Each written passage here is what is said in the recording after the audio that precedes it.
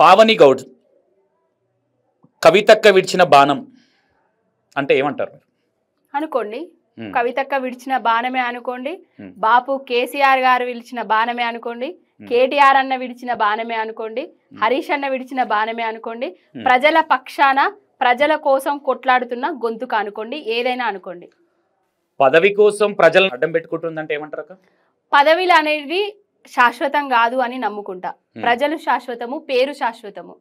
మా నాన్న పదవులు సంపాదించాలి, పైసలు సంపాదించాలి అనుకుంటే ఆయన నమ్ముకున్న నాయకులను దగా కుట్రలు చేసి ఎన్నో కోట్లు సంపాదించుకుని ఆ కాలంలోనే ఎప్పుడు కూడా ఎవరైతే నమ్ముకుంటామో ఆ నమ్ముకునే వాళ్లకు అండగా తోడుగా నిలుస్తాం తప్ప ఎప్పుడు కూడా పదవి గురించి కానీ పైసల గురించి కానీ ఆలోచించలేదు. ఓకే, కవితక్కకు మీకున్న ర్యాపు రిలేషన్ ఏమనుకోవచ్చు? నా అక్క, నాకు తోడబుట్టిన అక్కలు లేరు కానీ కవితక్క నాకు తోడబుట్టిన అక్క కంటే ఎక్కువ. నా దేవత అనే చెప్తా. నెలకు ఎంత తీసుకుంటుంది కవితక్క దగ్గర? నెలకు రూపాయి కూడా తీసుకుంటలేదు కవితక్క దగ్గర పావని గౌడ్. వాస్తవాలు ఇవన్నీ? ఎస్, నిజాలు. కవితక్క గనక నాకు రూపాయి ఇచ్చినట్టుగా నిరూపిస్తే రాజకీయాలే కాదు తెలంగాణ రాష్ట్రాన్నే వదిలేసి వెళ్ళిపోతా నేను. ఇంత ఉరుకులాడడం అనేది పదవి కోసమేనా? పావని గౌడ్ ప్రజల మీద ఉన్న ప్రేమతోనా? పావని గౌడు ఉరుకులాడతలేదు. పావని గౌడు ఏవైతే సంబంధ వర్గాలను మోసం చేసిండో రేవంత్ రెడ్డి, ఏదైతే అలవి కాని హామీలు ఇచ్చిండో రేవంత్ రెడ్డి అలియాస్ గుంపు మేస్త్రి, ఆ గుంపు మేస్త్రికి గుర్తుకు చేస్తున్నా. ఓకే, జర్నీ ఎట్లా స్టార్ట్ అయింది పావని అక్కది? జర్నీ 2001 నుంచెల్లే స్టార్ట్ అయింది. డాడీ 2001 నుంచెల్లి టిఆర్ఎస్ పార్టీ స్థాపించినప్పటి నుండి కెప్టెన్ లక్ష్మీకాంతారావు గారికి వెన్ను దండుగా ఉన్నాడు. తర్వాత ఈటల రాజేందర్ గారు హుజరాబాద్ నియోజకవర్గానికి రావడం జరిగింది. ఆయన దగ్గర నుంచి ఆయనకు ఒక తమ్ముడిలాగా ఆయనకు వ్యవహరించిండు. తర్వాత టిఆర్ఎస్ పార్టీ నేను అడిగేది డాడీని ఎప్పటికీ, ఏ డాడీ ఊకే పోతావు, స్టిక్కర్లు అంటికిస్తావు, ఆ పోస్టర్లు పెడతావు, ఈ పోలీసు వాళ్ళు వస్తున్నారు నిన్ను తీసుకుపోతున్నారు, ఏంది మాకు ఈ బాధ అని అడిగితే, తెలంగాణ రాష్ట్రం నిజంగానే వస్తుందా అని అడిగితే తెలంగాణ రాష్ట్రాన్ని కేసీఆర్ గారు తెస్తారు అని చెప్పిండు. కానీ నా దురదృష్టం ఏంటంటే 2009లో మా డాడీ చనిపోవడం జరిగింది. తెలంగాణ రాష్ట్రం వచ్చింది ఆయన చూడలేదు, కానీ తెలంగాణ రాష్ట్రాన్ని కేసీఆర్ తెస్తాడు అని చెప్పింది నిజమైంది. ఆ నిజం చేసిన నాయకుడిని దేవుడిలాగా నేను ఆరాధించిన కాబట్టి ఆయనకి అభిమానిలాగా మారి ఈ విధంగా చేస్తున్నా.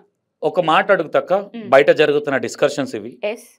పావని గౌడ్ పార్టీలో ఒక ఎంప్లాయీ ఉండే, అక్కడ నుంచి ఇక్కడ వచ్చి ఈరోజు కవితక్క కావచ్చు, కేటీఆర్ కావచ్చు, కేసీఆర్ కావచ్చు, వీళ్ళు వదిలితేనే బయటకు వచ్చి, ఎందుకంటే వాళ్ళు మాట్లాడితే కేసులు అవుతున్నాయి కాబట్టి ఈమె వదిలేరనే ఒక విషయం చెప్పాలా. పావని గౌడ్ ఎంప్లాయీగా బీఆర్ఎస్ పార్టీ ఎంప్లాయీగా ఎక్కడ చేసింది అనేది నిరూపిస్తే నేను దేనికంటే దానికండి. Pavani Goud legal department law చేసింది. Pavani Goud contract basic law ఒక జాబ్ చేసింది. పావని గౌడ్ టిఆర్ఎస్ ప్రభుత్వం దిక్కు ఎందుకు చేస్తామండి? తెలంగాణ భవన్ లో చేస్తాము. ఢిల్లీ తెలంగాణ భవన్ లో చేసిన. ఎప్పుడు కూడా నేను పార్టీకి తరపున పార్టీ వదిలిన అట్లా అని కాదు, పార్టీ తరపున ఎంప్లాయీగా నేను చెయ్యలేదు అక్కడ. ఓకేనా? Wrong question. మీకు ఇచ్చిన ఇన్ఫర్మేషన్ కూడా తప్పు. ఇన్ఫర్మేషన్ కాదక్క, డిస్కషన్స్ అయితే విని అడిగాను. ఎందుకంటే మీరు టిఆర్ఎస్ కి సంబంధించి కావచ్చు జాబ్ అయితే చేసిరు కదా, ఒక దాంట్లో అయితే వర్క్ చేశారు కదా, ఎంప్లాయీగా అయితే ఉంటుంది. ఓకే, ఒక్కనొక సందర్భంలో మీరు ఢిల్లీ నుంచి ఢిల్లీకి వెళ్ళారు కవితక్కను అరెస్ట్ చేసినప్పుడు. అవును. పావని గౌడ్ రాజకీయం చేస్తుందా, వచ్చి ఇక్కడ రౌడీజం చేస్తుందా అంటే ఏం చెప్తారక్క? రాజకీయ నాయకులకు రాజకీయం చేసినట్టు కనిపిస్తుంది, రౌడీయిజం చేసేటోళ్లకు రౌడీయిజం చేసినట్టుగా కనిపిస్తుంది. రాజకీయం చేస్తా, రౌడీయిజం చేస్తా. పావని గౌడ్ మీడియా మిత్రుల మీదనే రౌడీయిజం చేస్తుందంటే ఏమంటారు? మీడియా మిత్రుల మీద ఎవరి మీద రౌడీయిజం చేసినా ఒకసారి నిరూపించండి. మీడియా మిత్రులను మిత్రులలాగానే చూస్తా కానీ నేను ఎప్పుడు శత్రువులలాగా చూడలేదు. ఎవరిని కూడా ఒక పల్లెత్తి మాట కూడా అనలేదు నేను. తీన్మార్ మల్లిగానికి తప్ప నేను ఎవరికి కూడా ఇప్పుడు కూడా చూస్తున్నాం, ఇప్పటికీ కూడా వింటున్నాము. తీన్మార్ మల్లయ్య అనేటాయన ఎంత బ్రోకరో లోఫరో ఇప్పటికీ కూడా చూస్తున్నాం మనం. ఏదైతే ప్రశ్నించే గొంతును బహుజన వాదిని అనేసి బీఆర్ఎస్ పార్టీ మీద ఎన్ని తప్పుడు ప్రచారాలు చేయాలో అన్ని తప్పుడు ప్రచారాలు చేసిండు. ప్రజలకు అవాస్తవాలను తీసుకుపోయి అవే వాస్తవాలు అనే నమ్మించే ప్రయత్నం చేసిండు. అదే తీన్మార్ మల్లయ్య కాంగ్రెస్ పార్టీల బీసీ బహుజనవాదిగా ఎంతమంది బహుజనులకు బీసీలకు ఎమ్మెల్యే ఎంపీ టికెట్లు ఇప్పించిండు? ఆయనని అన్న తప్ప నేను ఎవరిని కూడా అనలేదు. ఓకే అక్క, మీరు పదే పదే పదే పదే మేం చేసినట్టు కొంచెము అంటే మీకు ఉన్న స్థాయికి ఒక సీఎం అనే స్థాయి అంటే స్థాయిలో అవసరమా అండి? ఒక తెలంగాణ బిడ్డగా తెలంగాణ రాష్ట్ర ఓటర్గా అడిగే హక్కు లేదా? రేవంత్ రెడ్డి ఇచ్చింది వాస్తవమే కదా. ఏవైతే హామీలు ఇచ్చిండో 6 గ్యారంటీలు ఇచ్చిండో 13 హామీలు సబ్ గ్యారంటీలు 420 హామీలు ఇచ్చిండు. అవి గుర్తుకు చేయడం తప్పంటారా? ప్రజలు పడుతున్న కష్టాలను రేవంత్ రెడ్డికి చూపెట్టడం తప్పు అంటారా? ప్రశ్నించడం తప్పు అంటారా? ప్రశ్నించే హక్కు రాజ్యాంగం నాకు కల్పించిన హక్కు. నేను ప్రశ్నించడం తప్పని నేను అనట్లేదు, కానీ ఒక విధానము, ఒక పద్ధతి, సీఎం మాట్లాడే విధానం ఉంటది. సీఎం కు విధానం ఉందా? పద్ధతి ఉందా? ఏం మాట్లాడతాడు సీఎం? రేవంత్ రెడ్డి ఏం మాట్లాడతాడు? కేసీఆర్ గారిని ఏం మాట్లాడతారు? ఎప్పుడు ఏం మాట్లాడతారండి? ఉరిదీయాలా? ఎప్పటికీ తెలంగాణ రాష్ట్రం మొత్తం తిరుక్కుంటా మాట్లాడుతున్నాడు. ఆ మాటలకే నేను రిటర్న్ మాట్లాడుతున్నా. ఎందుకంటే కేసీఆర్ గారు తెలంగాణ రాష్ట్రాన్ని తెచ్చిండు, తెలంగాణ రాష్ట్రానికి స్వేచ్ఛా వాయువులను తీసుకొచ్చిండు. తెచ్చిన రాష్ట్రాన్ని 10 ఏళ్ల రాష్ట్రాన్ని దేశంలోనే నెంబర్ 1 గా నిలిపిండు. కాబట్టి నేను ఆయన తరపున అన్ని విషయాలల్లా అని చెప్తున్నా. అభివృద్ధిలో గానీ అప్పులు చేసిండని ఇప్పుడు రేవంత్ రెడ్డి అధికారంలోకి వచ్చిన తర్వాత 1,00,000 కోట్ల అప్పులు చేసింది వాస్తవంగా. రేవంత్ రెడ్డి మీరు అంటారు. లెట్ మీ కంప్లీట్, నన్ను కూడా క్వశ్చన్ వేయాలి. రేవంత్ రెడ్డి ఎన్ని రోజులు అవుతుంది అక్క? రేవంత్ రెడ్డి వచ్చి ఎన్ని రోజులు అవుతుంది? 1 ఇయర్ తింపి కొడితే 1 ఇయర్ కాలే. 10 సంవత్సరాలు పరిపాలించారు. మీరు ఏం చేసిరు? మీరు ఇచ్చిన హామీలన్నీ నెరవేర్చిరా? మేము ఇచ్చిన యూజ్ అయిన హామీలు చెప్పండి. ఏ హామీలు యూజ్ కాలే చెప్పండి? ఏ హామీ యూజ్ కాలే చెప్పండి? ఉన్నోడెవడు లేనోడెవడో కూడా తెలియని ప్రభుత్వం అది. ఉన్నోడెవడు లేనోడెవడు, ఇచ్చిందెవరు, పుచ్చుకున్నదెవరు అనేసి అన్ని తెలిసే చేసిన మీరు ఏం చేయలేదు, హామీలు ఇచ్చింది ఏం నెరవేర్చలేదు అంటారు కదా. తింపి కొడితే 1 ఇయర్ కాలే కాంగ్రెస్ ప్రభుత్వం వచ్చి, అప్పుడే చేసేది ఉండేనా? 1 ఇయర్ కాకముందే మహారాష్ట్ర ఎన్నికలకు పోయి రేవంత్ రెడ్డి ఏం ముచ్చట్లు చెప్తున్నాడు? అన్ని హామీలు అమలైపోయినాయి, 6 గ్యారంటీలను అమలు చేసిన, సన్నవడ్లకు బోనస్ ఇచ్చిన అని చెప్తున్నాడు. ఈ బోగస్ మాటలు వాస్తవం కాదా? తింపి కొడితే సంవత్సరం అయిపోలేదు, సంవత్సరం కాలేదు. మరి తింపు కొడితే సంవత్సరం కాకముందు 2 లక్షల ఉద్యోగాలు ఇస్తా అని అధికారంలో రాకముందు ఎందుకు చెప్పిండు? తిప్పి కొడితే సంవత్సరం కాలేదు, 6 నెలలు కాలేదు, 11 నెలలు కాలేదని చెప్తున్నారు కదా.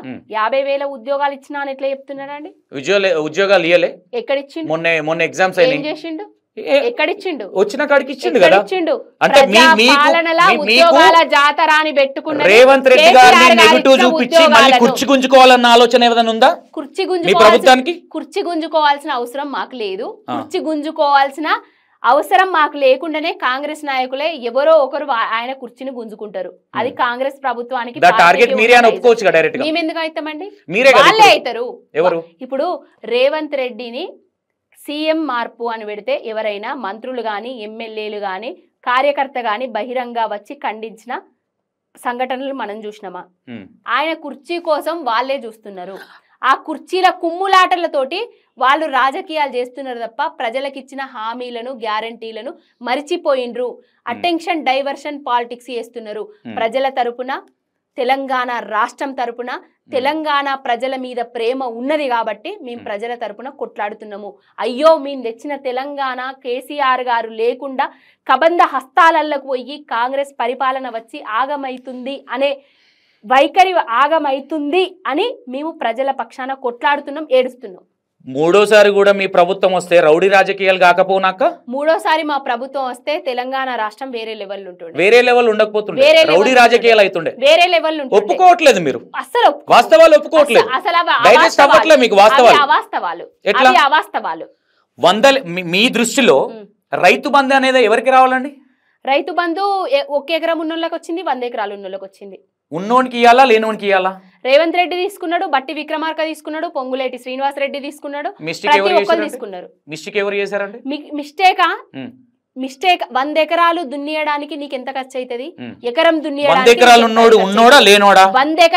100 ఎకరాలు సాగు అయితే రాష్ట్రం సస్యశ్యామలం అవుతుంది.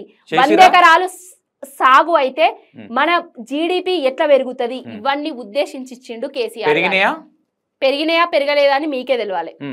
నాకైతే ఎక్కడ కనిపించలేదు. మీకు కనబడే కళ్ళు లేని వాళ్ళకి కనబడే. ఎందుకు కళ్ళు లేని ప్రపంచమంతా చూస్తున్నట్టుగా మీ కళ్ళు పెట్టుకొని మీరు కళ్ళుండి చూడలేని కబోదులకు కనబడే. ఎక్కడ మీకు ఎక్కడ 100 ఎకరాలు ఉన్నోడికి లేనోడికి కొంతమందికి పట్టాలు ఉన్న భూములు సీలింగ్ పట్టాలు చేసిరు మీ ప్రభుత్వం. కాంబేర్లోనికి లోకమంతా పచ్చగా మీ ప్రభుత్వాన్ని ప్రశ్నిస్తే అందరికి పచ్చ కామర్లే. మీరు కాంగ్రెస్ కండ్లతోటి చూస్తున్నారు, అందుకే మీకు అట్లా. మేము ఏ పార్టీని యాక్సెప్ట్ చేయట్లేదు.